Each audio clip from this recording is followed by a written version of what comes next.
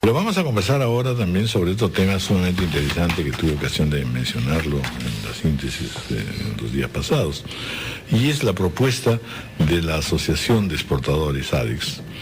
Es una propuesta que en realidad supone no solo imaginar una nueva manera de una nueva relación con el trabajo, sobre todo, fortalecer toda una situación allí complicada, sino también una lucha contra la informalidad, que es uno de los males que no solamente compromete la parte laboral, sino también la parte empresarial, tributaria, etcétera. Estamos con el presidente de la Asociación de Exportadores, el señor Gastón Pacheco, y para conversar precisamente sobre esta propuesta. No hay duda, bienvenido señor Pacheco, gracias por estar con nosotros. No hay duda que han entrado ustedes a un punto central y que sin embargo, naturalmente, supone en primer lugar que hay una larga trayectoria y expectativa por encontrarle solución al asunto y no se ha conseguido, y que curiosamente, no obstante el crecimiento económico, el desarrollo empresarial, los compromisos internacionales que el Perú ha asumido, nada de eso ha impedido que la informalidad continúe. Y entonces eso es bastante grave. ¿Cuáles son las causas de esta informalidad? Si nos concentramos solo en el terreno laboral, daría la impresión que estamos pensando pues en que las empresas tengan otra modalidad de empleo, de lo cual seguramente vamos a hablar.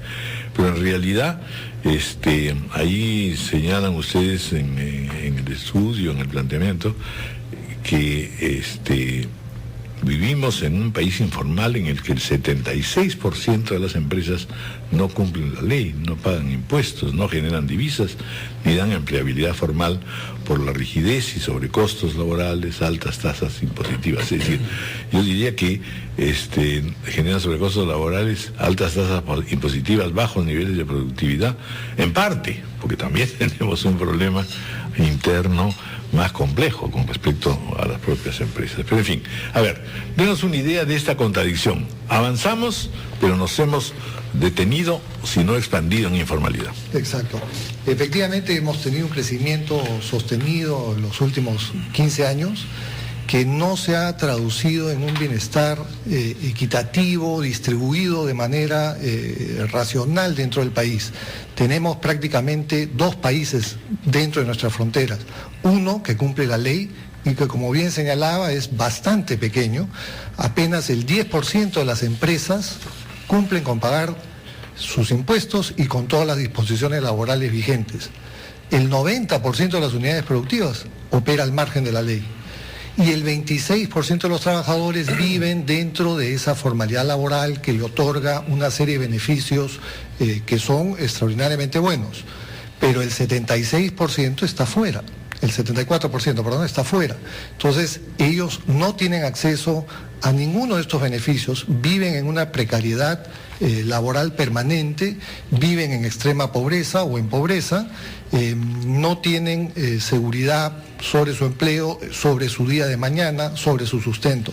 Entonces, todo esto es consecuencia de un sistema jurídico que traba el desarrollo de las empresas, les impone una serie de restricciones y de requisitos que tornan muy difícil el poder operar dentro de la ley.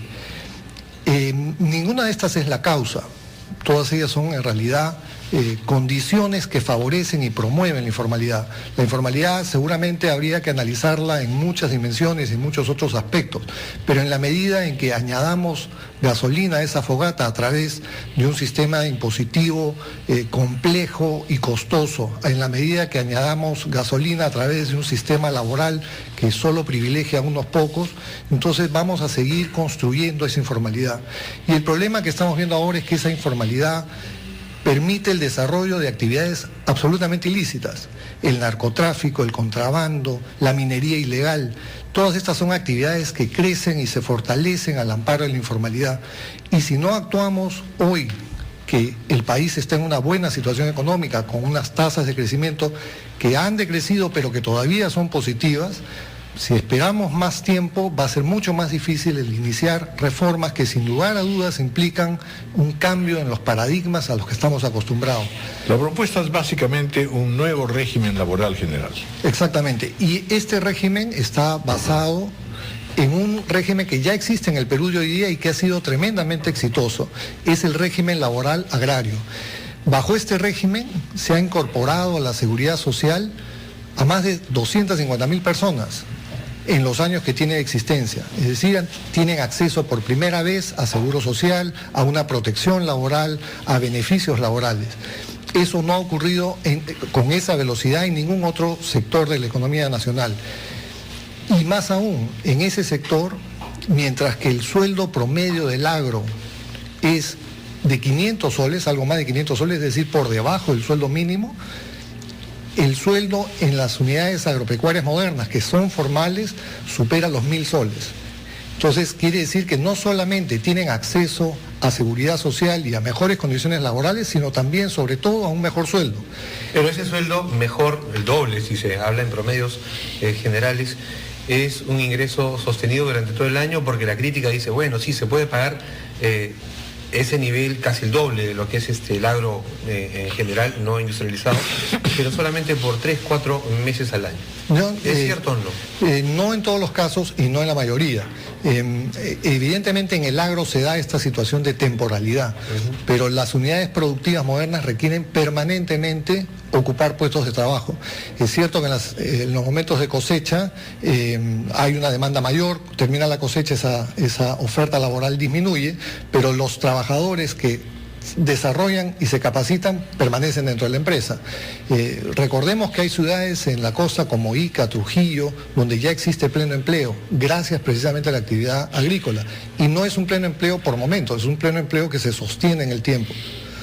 Bueno, pero entonces, ¿cómo es la modalidad de trabajo y de contratación del trabajador agrario? Hay que reconocer en lo que usted señala, además, otra revolución importante, que es la inclusión de la mujer en el trabajo agrario, y muy poderosa en algunas regiones, ¿no? Exactamente, y eso es algo que, conversando con algunos asociados de AES, nos decían que es un orgullo para ellos ver en sus empresas al esposo, a la esposa y a la siguiente generación que también empieza a hacer sus prácticas y que ya son universitarios, es decir, que ya tienen ocasión de desarrollar una educación superior y eso les va a permitir, obviamente, acceder a mejores puestos, ya no solo en el agro, sino, quién sabe, ojalá en sectores industriales y de servicios. Entonces, sí digamos, la propuesta va a permitir dinamizar el empleo, y lo que buscamos es que justamente la mejora en las condiciones del trabajo puedan ser acompañadas por las empresas. Cuando la ley impone unos mínimos inalcanzables, lo que termina haciendo es creando una situación irreal sobre la cual se escapa conduce a la informalidad. Pero a ver, explíquenos un poquito cuáles son los cambios, tal como viene ocurriendo ahora, en la breve y todavía muy débil formalidad. Pero sin embargo, pues ahí hay vacaciones, hay, en fin, una serie de requisitos que tampoco se pueden retirar de la noche a la mañana, ¿verdad? No, la propuesta nuestra no implica retirarlos, a pesar de la lamentablemente mala información que salió en el diario Gestión. La propuesta nuestra no es tocar los derechos laborales adquiridos. Resultaba un poquito alarmante, exacto, la verdad, lo que salió. Pero no es así. Lo que nosotros planteamos es establecer un régimen nuevo a partir de una fecha hacia adelante, por decir, el 1 de noviembre. Los trabajadores que se incorporen a partir del 1 de noviembre quedarían sujetos a esta nueva ley. Todos los trabajadores que actualmente están laborando mantendrían los beneficios que tienen bajo la ley actual. Eso no se tocaría. Suena coherente, hay que decirlo también, que hay un alto grado de formalidad que no es 100% formal, y que también hay muchísima empresa, empresario que no se ajusta a la formalidad, a veces porque los requisitos son demasiado draconianos, digamos. ¿Cuál es el compromiso para que esta disminución en el costo laboral para el empresario redunde en una mejora de sueldos? Porque es verdad que los sueldos de los trabajadores no suben en virtud de cuánto ha mejorado la economía. Y si es que finalmente se van a tomar medidas que faciliten al empresario la contratación, eso debiera por lo menos significar un compromiso de que el sueldo de los trabajadores entonces ahora puede subir, porque cada sol que le subes no te cuesta tan caro como te costaba antes. Exacto, y eso lo vemos, por ejemplo, exactamente en el caso agrario, donde el sueldo mínimo que se ha establecido por ley no es cumplido en el promedio de todo el sector, está muy por debajo, y sin embargo el sector agrario moderno, el que exporta, ese está pagando sueldos muy por encima del mínimo. Lo que ocurre en el capitalismo moderno, el capitalismo del siglo XXI, es que el puesto de trabajo representa una inversión para el empresario. No es ya como en el siglo XIX, la mano de obra barata, que había que pagarle lo menos posible porque ahí se obtenía la utilidad. Hoy en día las empresas requieren personas motivadas y capacitadas. Y no hay peor motivación ni capacitación que un sueldo bajo. De manera que cuando la empresa encuentra un colaborador que está comprometido con su trabajo y dispuesto a crecer con la empresa, va a invertir en él y no lo va a dejar ir. Entonces, esa es la lógica con la cual se mueven las empresas modernas. Eso no significa que no haya malas empresas y malos empresarios como lo hay en cualquier actividad, y ahí es donde debe haber un Estado fuerte que controle y sancione esas desviaciones. Vamos a hacer una pausa.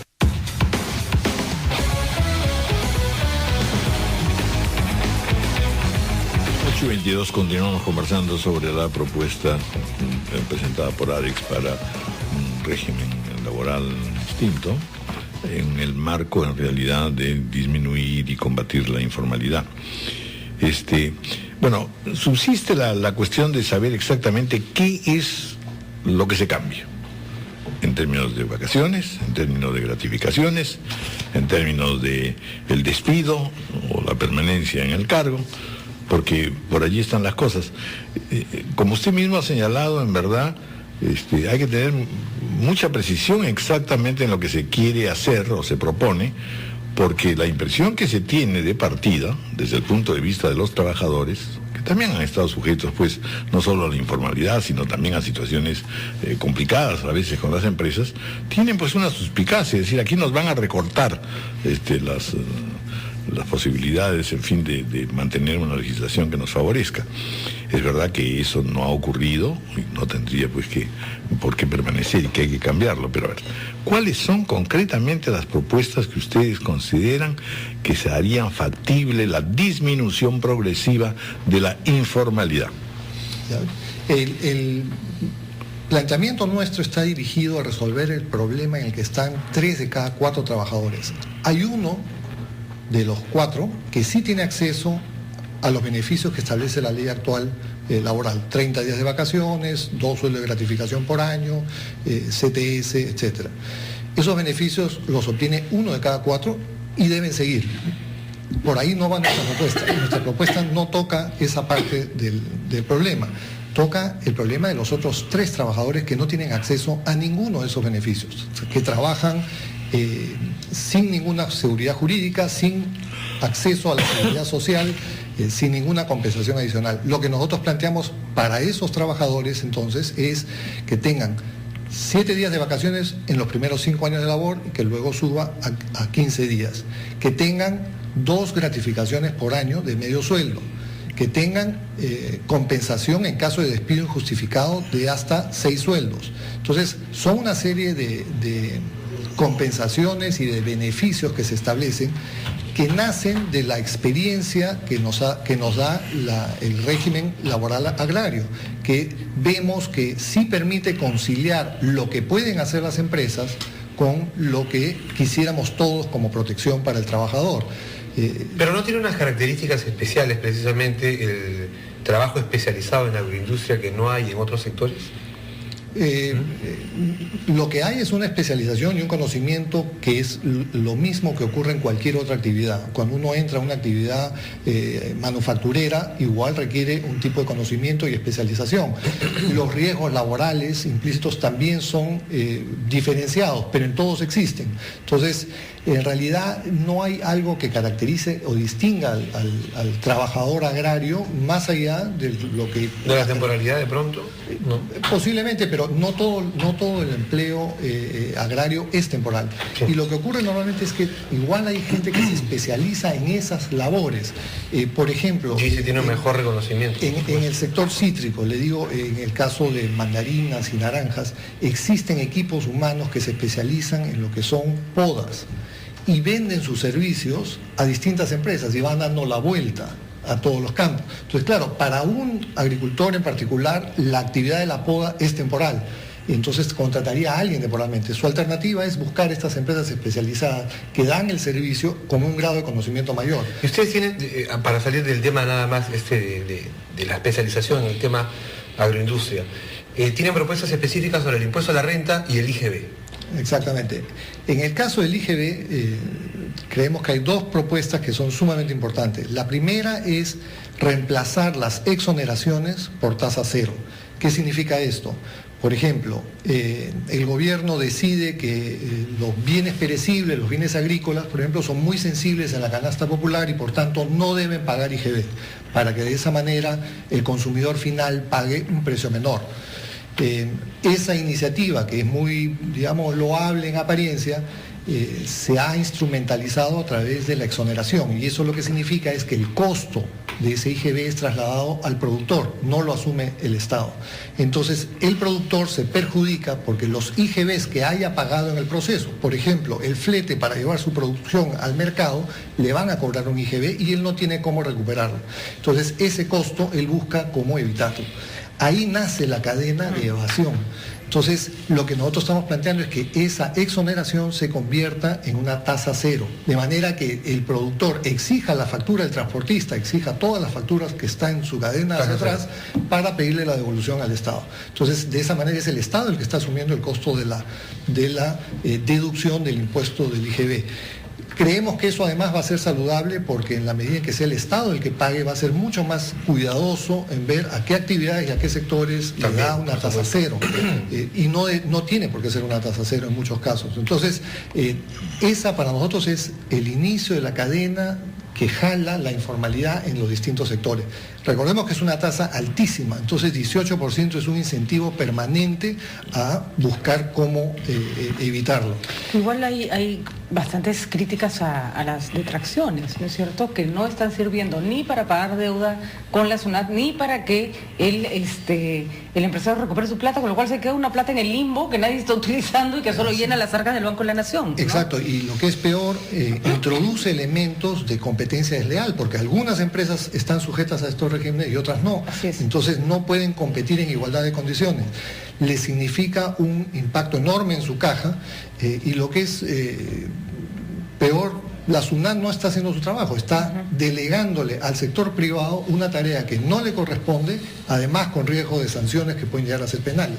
Entonces lo que queremos es que la SUNAT regrese a hacer su trabajo, cobre los impuestos y no use al sector privado para esa tarea. Bueno, en concreto, ¿este planteamiento ya lo conoce el gobierno? ¿Se han reunido con Le hemos hecho llegar especialistas? la propuesta al presidente de la República la semana pasada. Suponemos que ha coincidido con su viaje al exterior y no ha habido ocasión de fijar una agenda. Hoy día en la tarde tenemos una reunión con el ministro de Economía y vamos a solicitar reuniones con los ministerios involucrados para discutir a fondo la propuesta. Creemos que es un punto de partida, no un punto de llegada, pero que si no enfrentamos el verdadero problema de fondo que tenemos, que es la informalidad, no vamos a llegar muy lejos. Ahora, aparte de estas propuestas, sobre todo en lo que se refiere pues, a IGB y a detracciones, podría pasar, y ya está ocurriendo, de hecho el Estado se queja de que no logra recaudar todo lo que debiera. Podría ocurrir y que no tiene cómo financiar finalmente todos los gastos sociales, etcétera, porque uno de los reclamos para poder vencer la informalidad es la educación, para comenzar, una atención de salud también suficiente, es decir, hay gastos muy grandes que la caja no resiste si es que no cobra impuestos finalmente. Sí, estamos de acuerdo que nuestra propuesta también respeta y contempla que deben preservarse los equilibrios macroeconómicos, es decir, no estamos pretendiendo que el gobierno entre en déficit. El tema aquí es digamos, controversial porque cómo gasta el gobierno y en qué gasta son decisiones que toman ellos sin participación nuestra. Me refiero a los ciudadanos. Yo le pongo como ejemplo, Alemania tiene una presión tributaria de 12%, el Perú tiene una de 18%. México tiene una presión tributaria de 10, 12%, Perú tiene 18%. Entonces, no es que el Estado no tenga recursos, se los está extrayendo mal a los ciudadanos porque está recargando esa presión sobre pocos. 1 de cada 4 está en el sector formal. Si logramos que estemos los 4 ciudadanos en la formalidad, todos contribuiremos en la medida de las posibilidades y la presión tributaria va a permitir financiar los gastos que se necesiten. La primera prioridad creemos que debe ser educación y salud, como estaba planteado ahora a partir del 28 de julio en el mensaje presidencial. Bueno, muy bien. Vamos a ver cómo evoluciona el asunto, cuáles son las reacciones y las propuestas que a su vez tenga el gobierno y el Estado. Muchas gracias por haber estado con nosotros, señor Gastón Pacheco, presidente de ADEX. 8:31 de la mañana, una pausa.